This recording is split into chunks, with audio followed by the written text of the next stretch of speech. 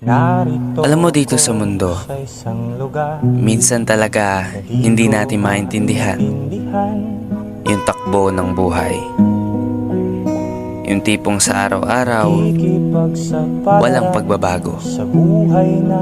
Na minsan disappointed ka. Bakit ganyan yung buhay na tinatahak mo? Pero mas pinipili mong ituwid pa rin yung nararapat. Gumagawa ka ng paraan na maisaayos yung planadong buhay. Narito ako sa isang lugar na di ko maintindihan.